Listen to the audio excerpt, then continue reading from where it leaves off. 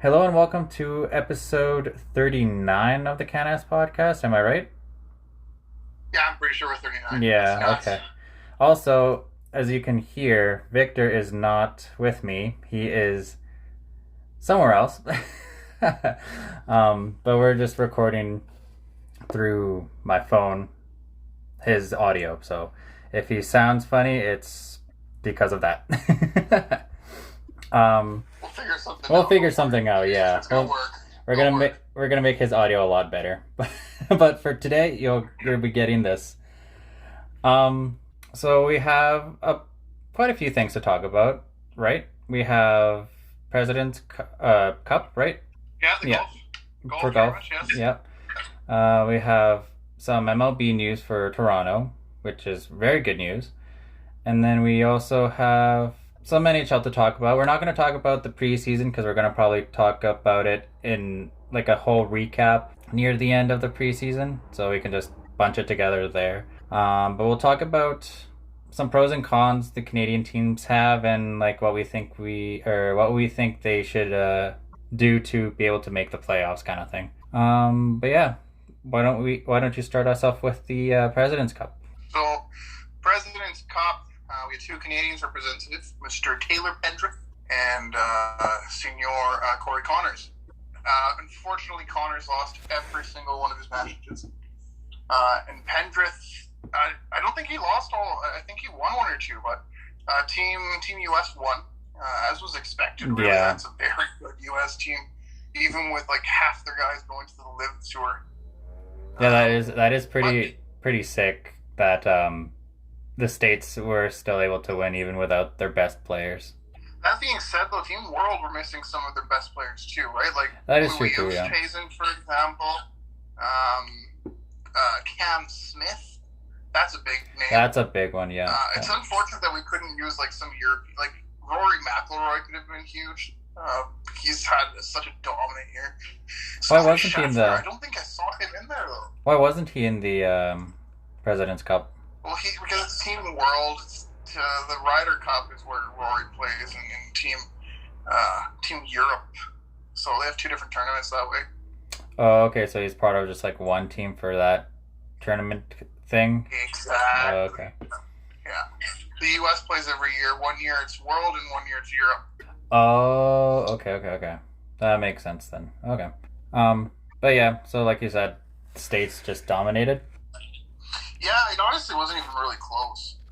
The States were by far the better team, but that also being said, Team World put up a fight. They had a couple nice shots, but Team US is just way too much to handle, to put it lightly. Mm-hmm. But it was good golf to watch though. Like that was the best part, and like the fact that Corey Connors and Taylor Pendrith, two Canadians, were part of that group, where they could have picked from anyone in the world. That right? is Like, true, yeah. Well, apart from Europe, but like most of the some players from Mexico, Chileans, like there's some good players out there right now. That also said, a lot of them went to live golf, so I don't want to take away from Corey Connors and Taylor Pendrith. I think Connors would have definitely been on the team. Pendrith probably not if it was included live tour golfers. But anyways, it was a good golf tournament to watch. That was for sure. Yeah. I'm guessing that's like the end of the season though, with the President's Cup. I mean, the new PGA Tour season has officially started, so there's golf tournaments on right now, which is nuts. Oh, okay. But yeah, I know it's such a weird season. Like it just finishes, and then like 2 weeks later, the new one starts. Like I didn't. Oh, so like the President's Cup is like basically like the end of the season thing, and then it'll just start anew kind of thing. I guess so. I genuinely couldn't even tell you though, because like the season just started randomly. It was weird.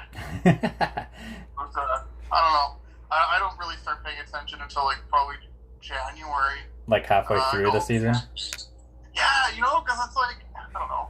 Because everyone's getting into the groove That's again, when it really and then starts. yeah. Because that's when the FedEx Cup points start, and it's True.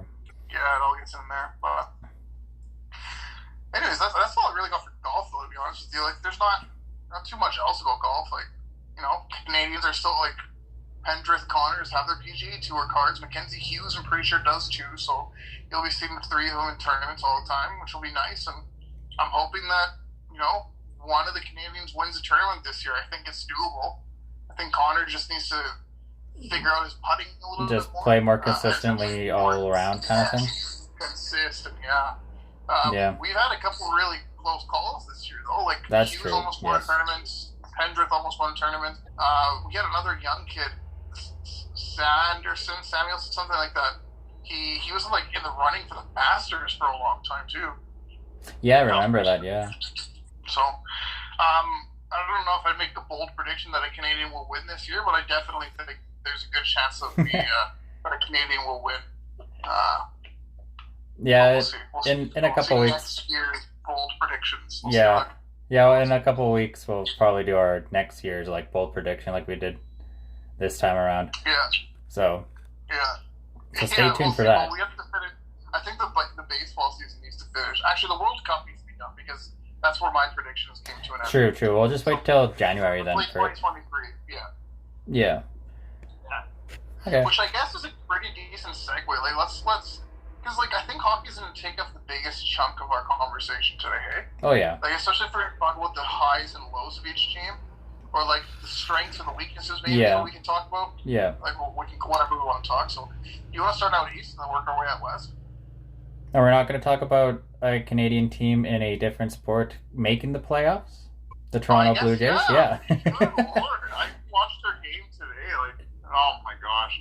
I wish I could play the Boston Red Sox in every round of the playoffs. But, oh my gosh. The Blue Jays are looking pretty decent. Decent. Now, my prediction of them making it to the World Series is going to be tough. I'm going to be honest with you because the Astros are ungodly. Even the Yankees too, though. I have more faith in us beating the Yankees than I do against us beating the Astros. Astros, oh for sure. We would have to beat the Astros in the ALDS, right? The second round. But first, we'd have to get by one of Tampa or Seattle, whoever finishes which is definitely doable, though. I think the Blue Jays should finish fourth, get home field in that divisional series, but I think we have a good chance in the first round for sure because it's best of three. Yeah. And our top two pitchers, Gausman and Manoah, have been ungodly. Like those two, we put them up number 1 and 2. Like those are two games that we have a real chance at winning because our pitching is just outrageous. And if we have to push a third game of Stripling starts and then probably like Berrios does like the second part of it, like comes out of the bullpen, that could be a way. Yeah. Our relief pitchers are decent. Like once we get to Pop, Bass, Meza, Romano, Garcia, I have faith in all of those guys. We need one more pitcher to really step up, man. Like we desperately need a pitcher to step up.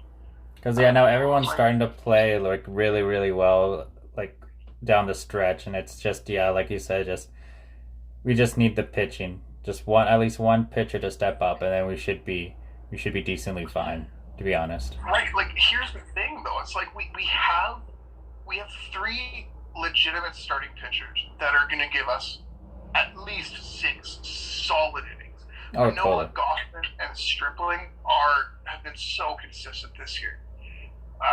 Berrios, when he plays the way he can give us a solid 6 innings, get us to those difficult, and like we have the bats to be able to put up the offense. Like Merrifield is like our third string second baseman in the bats. Like Santiago Espinal.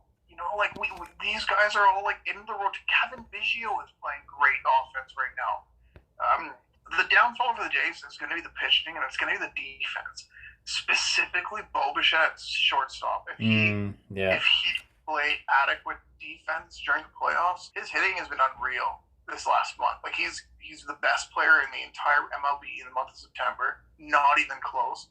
He went he was having an awful, I would say awful, but a pretty bad year. But then September hit, and now he's matching his numbers from last year. Yeah. Like he was projected to hit half of his numbers, and now he's matching them. He's matching it, yeah. That's absurd. That's absurd. And then Vladdy only like 31 home runs this year, like only. You know what I mean? Like the Jays have a legit chance. They just need arms to Yes. step up and the defense. Everything just needs to everything needs to like go into place, and then we should be fine. There's but no better offensive lineup. no, we'll just have to see. Yeah, they just have to keep it up for like the last few games, and then use that momentum to go into the playoffs, and then kind of go from there. I would say. Yeah, I agree. Yeah, well, exactly. So I'm looking forward to watching the playoffs. I think we'll definitely be able to go. I think realistically, ALDS just making it there will be a good step forward because they're going to have to do some stuff in the off season to really improve the pitching, especially with Strippin becoming a free agent. That's going to be tough. That is going to be tough, yeah. Well, we can go straight into hockey now because NBA, there's not really that much to talk about. The FIBA Women's World Cup, actually. Oh. Maybe like 2 seconds about that. Yeah, we can Canada do that. Fourth place. Fourth place. Got demolished in the semifinals by the States by like 50 points, and demolished again in the bronze medal match by like 50 points by Australia. But fourth isn't bad. Fourth best team in the world, the women's basketball team. That's not bad. That's not bad. Not bad at all. That's something to be proud of, and something to build off too. Right? Like it's a pretty young team, from my understanding. So that's really all I think we could talk about baseball or basketball. Yep. Lord, these sports is just getting to my head there. It's that time of year where like everything is just either ending or starting, and then it's just like constant sports. So I don't blame you for being confused. But yeah, we can go straight into hockey. Like I said, we'll do a whole preseason recap for all the Canadian teams later when most of the games are done. But today we can talk about some strengths and weaknesses of the Canadian teams and what we think needs to go well, like to be able to make the playoffs, kind of thing. So do you want to start East or West? Let's do East. We always finish with the Oilers around there, so okay, yeah, we can do that. We'll do East. From East to West, I think. Yeah. I think furthest East would put us in Montreal to start, wouldn't it? Yep, because they're in Quebec, and Quebec is farther east. That's going to be a bad team. That's going to be a really bad team. Like Connor Bedard sweepstakes bad. Yeah, I would say they're still going to be one of the worst. Like, I don't think they're going to be like the worst, but they'll be down there for sure. I guess the strength for them could be their youth, I guess. Maybe like Kirby Dach's going to be a good player. Kirby Dach is going to be good. That's huge. A huge one. Nick Suzuki being captain, like that's going to be good for them. Gallagher will be a nice leadership role. But also like a trade piece at the deadline that they could try to, give away to get some more draft capital. Because this next year's draft is one of the deepest they've seen in decades, they're saying. Like, they're comparing this draft to the 05 draft. Like, it's supposed to be that good. Yeah. Like a legit first liner in the early second round, like, it's going to be a good draft. So this is why nobody's getting rid of the first round picks this year. Yeah, like now that Carey Price is not going to be able to play this year, and all they have is Jake Allen, it's not going to be good for them, like goalie wise, because what they have Allen and they have Montembeault, right? So yeah, and that's smart. Like getting Montembeault, the only reason Montembeault's there is so that Primo can play full starter minutes in the AHL. Yeah. The second that Allen goes down with injury, Primo comes up and takes the first net. Like Montembeault will not be a starter for that team. They want to win hockey games. Like I understand they're probably realistically, like the fan base there needs to probably be realistic and just know that this is not a playoff year for them. That Atlantic Division is ungodly again. And it only got better. Like, it only got better. Each of the teams got better except for Toronto. We'll get to them later. It's ridiculous, really. What's their strength, their youth? I agree with you on that one. Their weakness is literally everything else, dude. Like the weakness is their youth again. They don't have a defense. No, they don't Their have a defense is defense. going to be bad. Caden Gooley will be good, but he's not going to be good. Like, he's not going to be up this year, I don't think. I don't No. think they can't rush. That's the issue, right? Yeah. I would say, like, just play with the team that they have right now and then trade some players to get some draft picks and then kind of keep developing everyone else. Because, unfortunately, Yeah, I would with agree. Montreal, they aren't that good of a team. So I would say just keep They're developing and then yeah, I kind of go agree. from there. I'm going to go. My strength and weakness for Montreal is going to be the strength will be the prospects. Like they got some good young players Oh, coming yeah. up. Yeah, yeah. Slavkovsky, that's how you pronounce his name. Yuri Slavkovsky, that's going to be a good player too. He's already the third biggest player in the league. That's That's crazy. ridiculous. And their weakness for me is it's really going to be like veteran presence, not much. It's Gallagher. That's really about it. Mm-hmm. And it's not going to be a good team. Like the goalie is not good. The defense is not good. They don't have a legit first line No, like at all. their offense is Probably okay. second Yeah. line. And then no third or fourth line. That's just like AHL line. Like that's not a good team. No. But let's go from super pessimistic to a little bit. Actually, I'm going to go with significantly more optimistic. Oh, definitely. Yeah. Ottawa Senators, the next team. That team is going to be fun to I'm watch gonna for say sure. Their strength this year is it's gonna be their youth.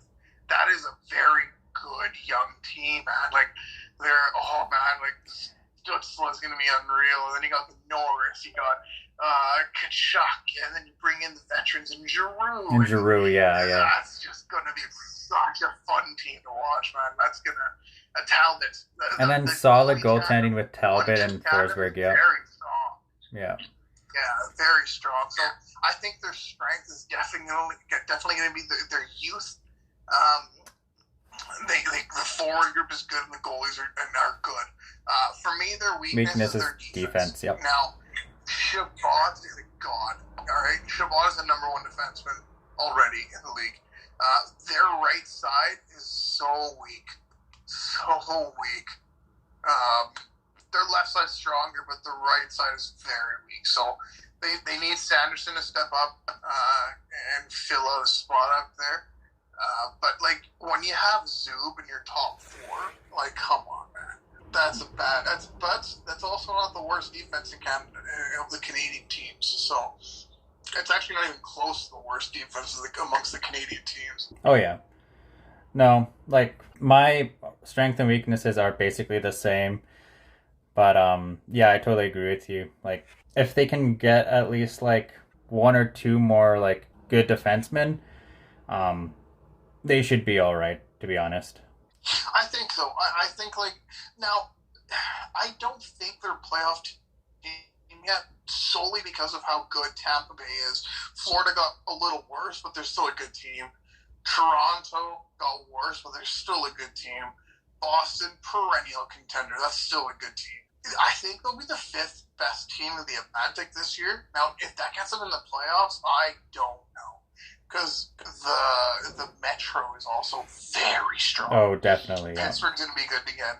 Washington's going to be good. New York Rangers, yeah. Good. The Islanders, there's no way they don't step up from last year.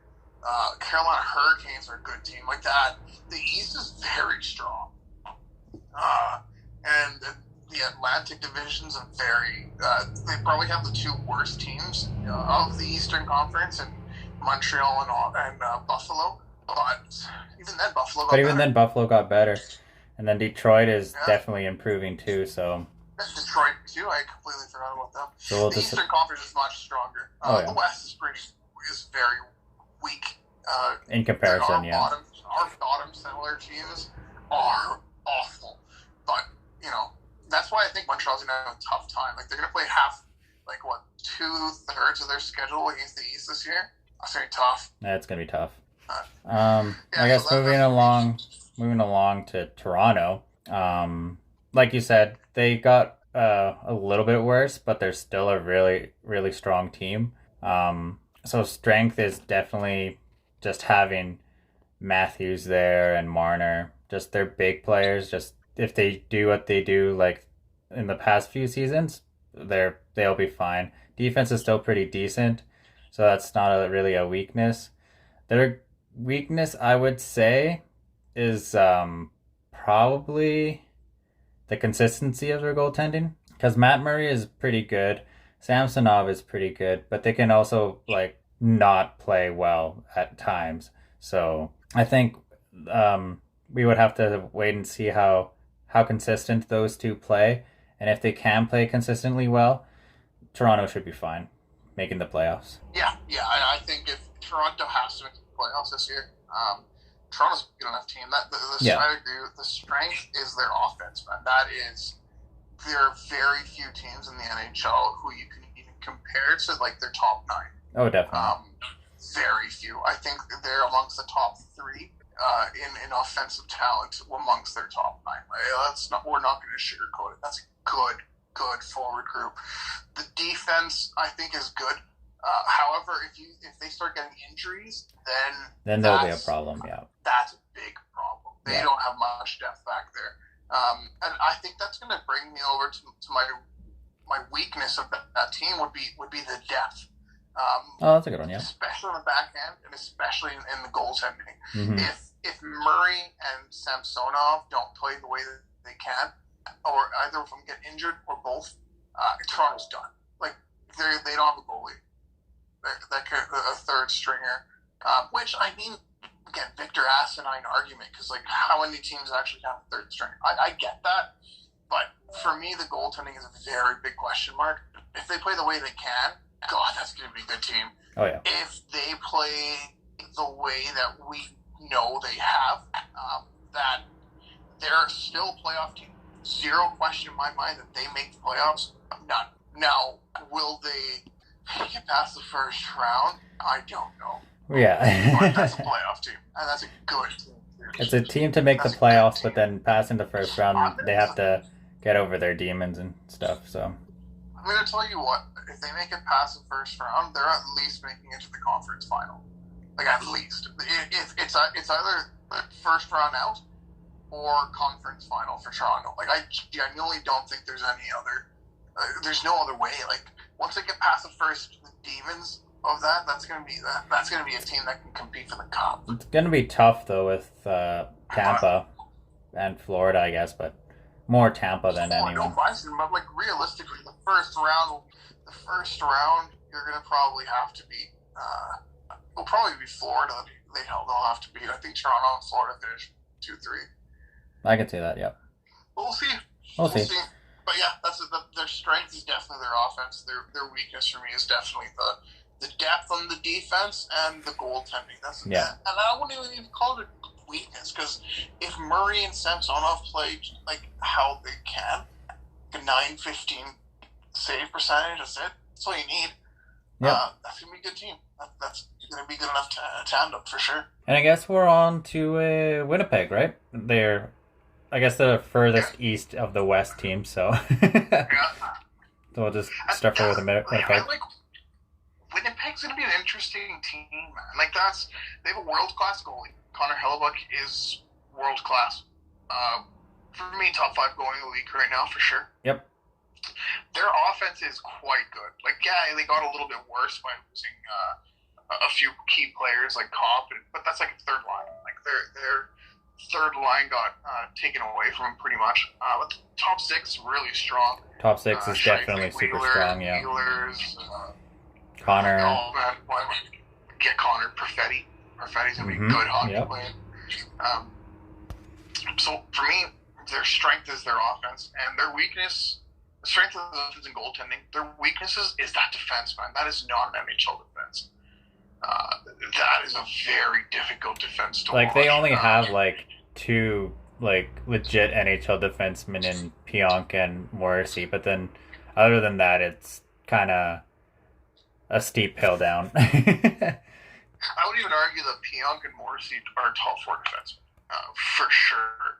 I don't think either of them are a number 1. No. I think Morrissey can be a really solid number 2 behind a really good number 1. And then Pionk is definitely top 4. Yeah. Yeah, Pionk is a very good top four defenseman, but apart from those two, they do not have a very solid defensive group. Mm-mm. They're going to be in tough too.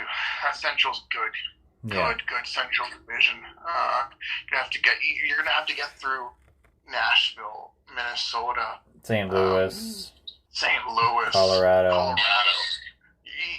You have to finish top four, I think, because I definitely think four in the Pacific and four in the Central are going to make the playoffs this year.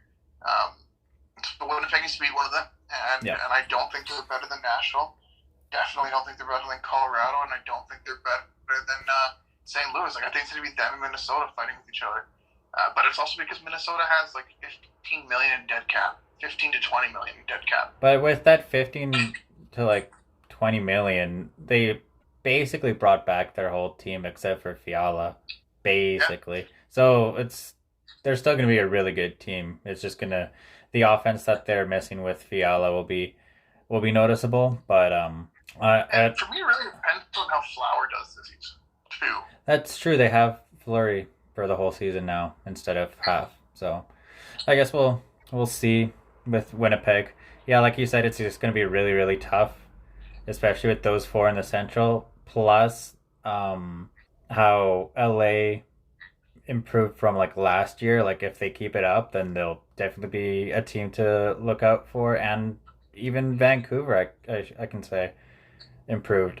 So for Winnipeg to make the playoffs, they would have to like play sound defensively in order to make up for their weaknesses, I guess. Yeah, I agree. But I don't think you're gonna, like Edmonton showed it too. You can't outscore defense. So yeah, I don't. Winnipeg, it's gonna be tough for them. Yeah. Defense. So you want to do Calgary next? Or we can jump over Alberta and go straight to Vancouver. Okay. Because it's pretty much the same thing as Winnipeg, for me, honestly. Very strong offense, horrific defense. And a very good goaltender. They only have one NHL defenseman in Quinn Hughes instead of two. And the goaltending is fantastic. Thatcher Demko is a top 10 goalie in the NHL. He's truly a very good goalie. He's going to have to be on his head all season if they want a chance at making the playoffs. I think they finished fourth in the Pacific. I can see that. Yeah, like it just depends on how Vegas comes out with their AHL level goaltending. Yeah, I can see Vancouver finishing fourth if Vegas falls apart. The Vegas goalie played for Canada in the World Championships and did quite well. I think Aiden Hill? Yeah. No, Hill did really good. I agree. Vegas and Vancouver will be fighting for fourth. Yes. The difference between Vegas and Vancouver, Vegas' defense is extraordinary. Their forwards are really good, and their goaltending's Whereas Vancouver, the forwards are very good. Goaltending is very good, and the defense is god awful. Yeah. So it's like, what are they going to do about that, right? Like, but Vegas' defense is elite. Yeah, but Demko can steal you games though, so I guess it just depends on everyone working together to play defensive hockey and help out Demko while as well scoring goals and playing offensively well. Agree. And Bruce Boudreau's going to do something with that. True, they have a full year of Bruce, so I guess we'll see. Bruce is going to be good. Yeah, I agree. Do you want to do Calgary or Edmonton for last? Oh, obviously Calgary first, Edmonton last. Sorry. I'm going to be straight up with you. I think Calgary is the best team in the entire NHL, top to bottom. Top to bottom, yes. I can... Sorry, the deepest team. Deepest team, the deepest team in the entire NHL. Because let's start with the forward group. That is... you could add one more winger to the top nine. Any team could add a winger to the top nine, though, honestly. But you could probably add one more winger to that top nine. That center depth is very solid. Yes. I don't think they have an elite number one center, but they have very good number two centers, three of them. Yeah. And then they have Huberdeau. And that defense is out. Oh my god, yeah. That defense is comparative to Vegas. Honestly, that's a good defense. Even probably Colorado too, because Colorado has amazing defense as well. Yeah, they're missing the Kale McCarr, but everyone in the league is missing a Kale McCarr. Oh But they yeah, have except for Colorado. Rasmus Anderson is the number one defenseman. That's a good defenseman. You got Mackenzie Weegar added to that group. They're going to miss Goodbranson. That's going to be a big loss for them. But I like Tanev, a very good top four defenseman. Shillington. I think they have 3 top pairing defensemen, and then 3 more top four defensemen. Oh yeah. Shillington's unreal too. That's their strength. For me, that's the strength of that team. Is and then their goaltending too, with Markstrom besides the Oilers bug and Vladar. And Vladar would be a starter in, I want to say, half the teams in the league. Yeah. He would be their number 1 goalie. And let's say hypothetically they both get injured, they have Dustin Wolf. Yep. That can come up too. That top to bottom, that team is elite. As much as we hate to say it, yes. Yeah. Now, their issue, for me, the weakness, it's going to be maybe the lack of top-end talent amongst the forward group. Like, I would say, like, scoring goals, I guess. Like, they'll be defensively, like, excellent, but then you have to score goals to win games, so it's gonna be interesting because Huberdeau is more of a passer, and then Lindholm is a finisher, so I guess the first line will be fine, but then it's just kind of like we just have to see everyone else if they can gel well together and be able to score those goals that they need, that they lost from Gaudreau and Tkachuk. I'm going to be honest, I don't think the loss of Gaudreau is going to be as big as we made it out to be. No, I think yeah. Kadri replaces Tkachuk pretty well, and I think Huberdeau replaces Gaudreau very well. Toughness, I can see that with Kadri, but I don't really see it that much, like, offensively wise. Because Kadri... I think they got better. Like, Kadri for Tkachuk replacement, I genuinely feel they got better. Because they got the playoff experience, because Tkachuk leaves. Tkachuk's gone. During the playoffs, he's a ghost. He's nothing. But first you have to make the playoffs in order to play in the playoffs, which we know Calgary is going to make the playoffs. It's just like it's probably going to be more like 2-1, 3-2 games instead of like 5-2, 6-3 kind of games, kind of thing. It's just I'm telling you right now, one of Edmonton or Calgary is making it to the final this year. I can see that. Yeah, Calgary's a good team, very good team.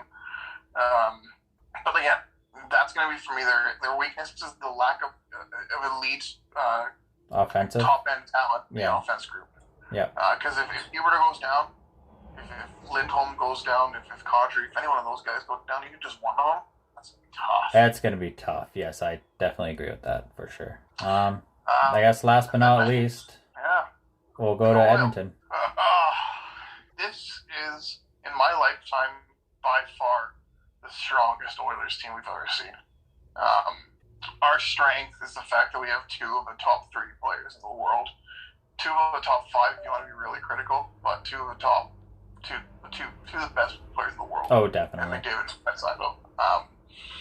Our top 9 around them is extraordinary. It's the best. It's definitely improved. Yeah. Our fourth line will be decent. Yep, and then goaltending, and we don't have a superstar, but we have 2 very good goalies back there. We have a good goalie in Campbell, and then a very good backup that could be a very good starter in the future in Skinner. So, and then our defense isn't actually that bad. Our top 6 is pretty decent. But I think that's what brings me to the weakness. I think our weakness is definitely the defensive depth. I was just going to say that. Yep. And our lack. First off, our lack of right shot defenseman. Yep. I think is going to be our biggest weakness this year. Because honestly, man, like Ryan Murray, very competent number 6 defenseman, number 7. Broberg, if he plays how he can be very good. I think Edmonton is best if Kulak is in the bottom pairing, and that's nothing against Kulak. I think Kulak is a genuine NHL defenseman. A very good NHL defenseman who would be on almost every team in the league that's not named Calgary or Vancouver or Vegas or Colorado. I think Kulak is their third pairing left defenseman in Colorado. Oh, you mean like top 6? Yeah, no, then yeah, right. And then I just love the play of Marcus Niemelainen too, just throwing like he throws the body, but he doesn't like recklessly throw the body. Like it's just I miss like that kind of hockey where it's just seeing all those big hits and stuff. So I was joking with my friend with Chris that if Marcus Niemelainen re-signs whenever his contract is up, I'm definitely gonna get his jersey if he re-signs with us. That's a towering defenseman. But yeah,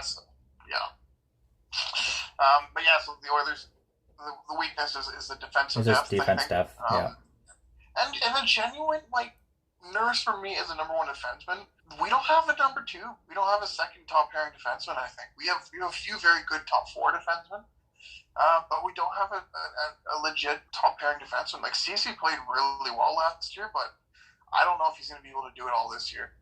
Ceci and Nurse played 58% of their minutes against elite offense. Mm-hmm. It's ridiculous, and you're going to get torched if that happens. But we'll see. Nurse with the full with 2 hips this year as opposed to half a hip last year. Yep, in the playoffs. Yep. In our strength, apart from the obvious, McDavid and Draisaitl, right? This team, Borgo isn't going to make this team. Holloway probably isn't going to make this team.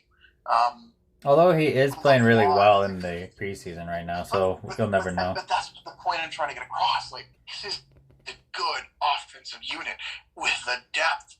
If we get 4 injuries deep, we still have legit talent that's going to come up and perform. Yeah. You know what I mean? We have the grit down there that we need to. We have all these guys that can come up and fill roles that we need. Calvin Pickard is a legit third-string goalie. Mm-hmm. Calvin Pickard can play 10 to 15 games in a season and win you some games in the league if you need him. This, and we have the capital. We have more capital than Toronto and Calgary and Vancouver to be able to make trades at the deadline. We don't have the cap space, but we can get creative. We can figure something out. Like you said, we do have the capital in order to make those trades, so that we can make those 3-team trades to get let's say a Kane or a Chichern or whatever.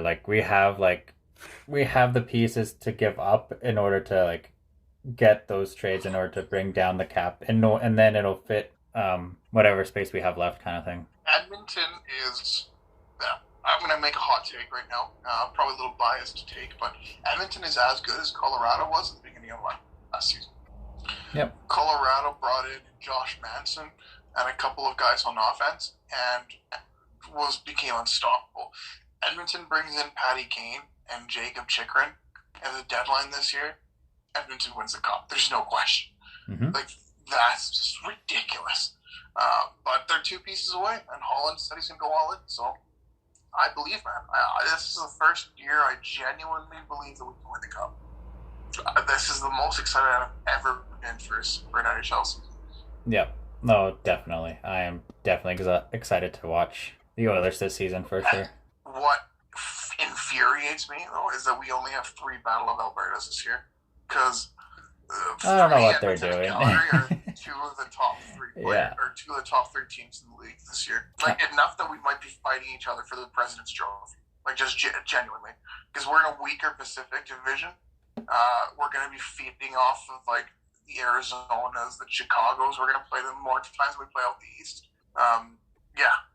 Edmonton this year will be, in Calgary, both teams will be competing for the President's Trophy. That'll be definitely fun to watch for sure. Right? And we only play each other 3 times, so we're not going to lose points against each other.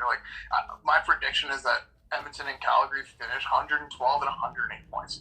I'm not saying who is where. I don't know if Calgary finishes ahead of Edmonton or the other way around. But what I will tell you is that between Edmonton and Calgary, they will combine for well over 200 points. Oh yeah, I can definitely see that for sure. Yeah. Yeah. Yeah. And injuries don't scare me too much for both teams. Offensively, Calgary a little bit more than Edmonton, and defensively, Edmonton a little bit more than Calgary. Goaltending for sure, Edmonton more than Calgary. But yeah, that all said, genuinely, I believe that this team will both teams are legit cup contenders. And you know what? Regardless of what happens, I think that the Calgary Tree Living needs to be GM of the year. Like what he did with what the cards he was facing this year, ungodly.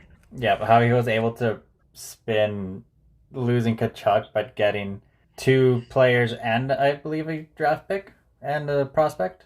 And a prospect, and not just a very good prospect. A good, yeah. And not just 2 players, buddy. 2 legit, one superstar and one genuine all-star. Yeah.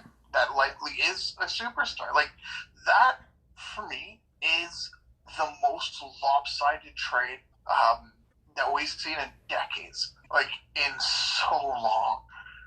Oh my gosh, dude, Tree Living deserves to be he definitely has a head start on the voting for GM of the year for sure. Let's see what he does at the deadline. Because listen, I've sung my praise for Holland since day one. I got ridiculed for it by so many different people. But he's starting to show, and Holland is going to be in contention for GM of the year this year for sure. Because this team that he built. This team that we're at right now, compared to the team that we had 4 years ago when we took over, totally different. It's not even close. Not even close. It's completely different in every way imaginable. Those guys deserve it for sure. Like no one would have imagined us getting a Vander Kane and then just keeping him for like $5 million and a bit. Like, jeez. But that also said, like we have to get close to the cup the next couple of years because McDavid and Draisaitl's contracts expire soon. Yeah, luckily the cap is but we just have. I was talking to Chris at work, and I was like, in order for McDavid and Draisaitl to stay and re-sign, we have to at least we have to have playoff success, but we have to at least either win or make the Stanley Cup Finals at least once in the next 3 years. Yeah, and I think it's gonna happen. I think Cup Finals is gonna be this year next for sure. But I also like what McDavid said. So he was asked about Vander Kane specifically, and he said, "Hey, you straight up just said you didn't expect him to come back. What happened?" And he said, "Hey man, people want to come here. People want to play here, and they're taking discounts to play here, and that's incredible. We want to win. We are a team that is so thirsty to win the cup." And that indirectly for me said he might again take another bit of a discount to stay here. If he does decide to stay here, he might take a discount. I would be surprised if he just Toronto would offer him up to the top of the cap. Oh, definitely. Everyone's gonna Arizona will probably do it too, but Arizona's gonna go hard on Matthews apparently. Yep, I heard that too. So. Yeah, we'll see, man. We'll see. But all I know is that this is going to be an exciting season for Edmonton, for Alberta. For Alberta, fans are going to have a hoot. Even Ontario too. Calgary's going to hate us. Even Ontario, especially for Ottawa fans, with how they improved with their offense. All they need is just defense, get more defensemen, and then they'll be definitely fine. But yeah, absolutely. Yeah, this season is going to be a really, really fun season to watch. Everyone improved that was able to improve. And it's just going to be hard-nosed, just crazy hockey from here on out. Yeah, and it's going to be so nice. It's going to be so much fun to watch. But yeah. Well, I believe that's it for today, yeah. We went a little bit longer than I thought we were going to go, but that's okay. Good conversation, though, I think. Oh, yeah. Definitely. And we'll see how it turns out on the YouTube video. We'll see how the audio comes out, and then we'll just figure out from there. Fair enough.